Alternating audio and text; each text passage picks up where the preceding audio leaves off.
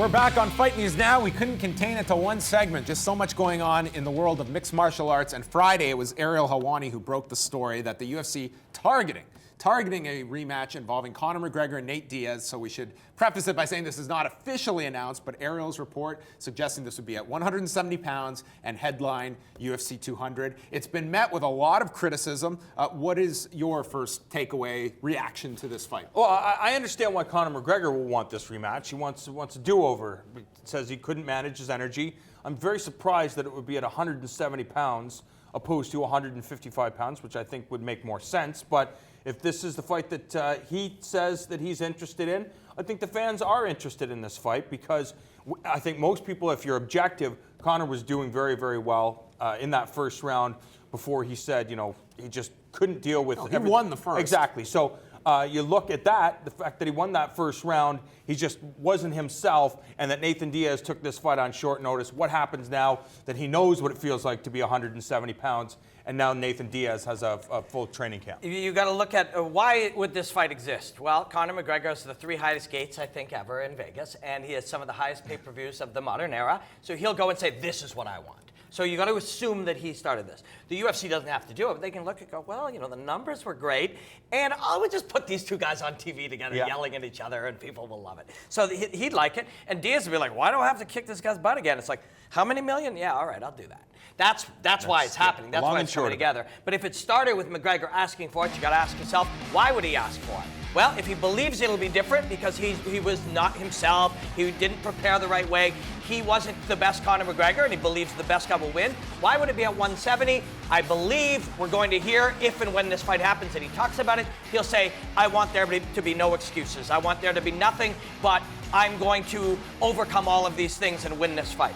Great stuff if you can do it, but a lot of times people go and they put $1,000 on red, spin the thing, it's black. Ah, damn it. So they put $2,000 on red to try to get it back. Is that what Conor McGregor's doing? We'll see, but I'm sure everybody will like it as soon as they put the two of them on TV yelling at each other. I know that there's a lot of criticism of this, but I really feel that's kind of if you were to line up and you were to objectively look at the business that Conor McGregor will do with Frankie Edgar, with Jose Aldo, with Nate Diaz, I think that the Nate Diaz rematch is the biggest of the 3. Is it fair to Frankie Edgar? No, it's not. But fair has never been in the playbook. That's just not the fight business. And hey, I'm so sorry for Frankie Edgar. I feel sorry for all the featherweights that are on hold here. But if they are going to go ahead with this fight, they're always going to go with the biggest business fight. That's it.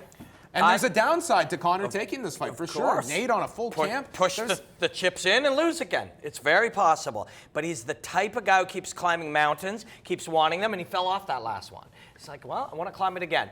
And do not be surprised if and when this comes out, if he says, screw the featherweight belt, take it, you can have it. Because that's what you would expect you to want to see from him if you were his people and his coaching staff. He's not thinking about money. He's not thinking about cars. He canceled that XXX movie. You want everything off your plate, nothing but Nate Diaz. If that's the case, then we'll be interested. It's like, oh, this guy's actually coming in here to take everything away and come in and climb this mountain again. So that is, again, not official as the main event for UFC 200, but certainly appears to be the leading candidate for it. Now, as well, the UFC over the weekend, they announced a series of fights for the May 29th card at Mandalay Bay in Las Vegas. They're going to be running a fight night card from there. We talked about Renan Barão coming up to 145 pounds to take on Jeremy Stephens, but that will not be the main event. Instead, we will get unbeaten bantamweights Thomas Almeida and Cody Garbrandt in the headline spot. Are you surprised they're going with them over the Barão-Stephens fight for the main event slot? I am surprised, considering that Jeremy Stephens has been in the UFC for a long, long time. Renan Barão, former champion. It wasn't that long ago that everybody was calling this guy one of the pound-for-pound best. So, yes, I find it very strange that this is not the main event. However, I think people realize that Thomas Almeida and Cody Garbrandt are 2 of the top prospects in the sport right now, and there's a lot of heat on these guys, so why not go with it? Yeah, fun fight, really exciting fight. And Almeida, the 2 things that he loves to do are stand in front of you and throw punches at you. That's what he loves to do.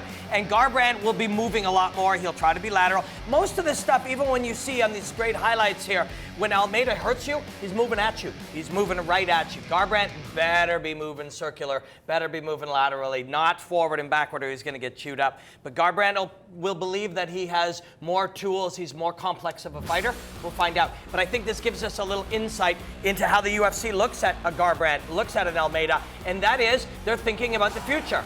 Hey, great. Renan Barão may come back and be a big part of the future, but they believe these two guys, or at least the one who wins this, will be a big part of the future. Even watch as he's moving forward, side to side, off the line, moving. That's the fight here. Almeida forward and backward, side to side, and Garbrandt moving circularly, trying to be not straight in front of him, because if you're straight in front of him, you're in trouble. You can also argue that the winner of that bantamweight fight, much closer to a title fight, that you'd want them in that 5-round scenario as opposed to Barão and Stevens, which are a bit further back, and who knows when they're going to have a championship to fight for at 145. Also want to mention on that card, it's a very good card just if you are a fight fan of what is there.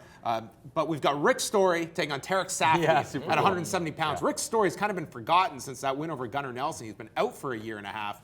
I really like this fight at welterweight. I do too, and the one thing you got to talk about Tarek Safdie. We talked to the guys at TriStar, including Firas Zahabi, and they just rave about Tarek Safdie. He's very, very intelligent, and he has a real handle on what's going on in the MMA landscape. Yeah, spectacular fight. All right, all the latest news you can find up on our website at fightnetwork.com. We also have a free app that you can download. And of course, you can follow us on social media, on Twitter, Facebook, YouTube, and Instagram. You will not find John Ramdine anywhere on any of those platforms.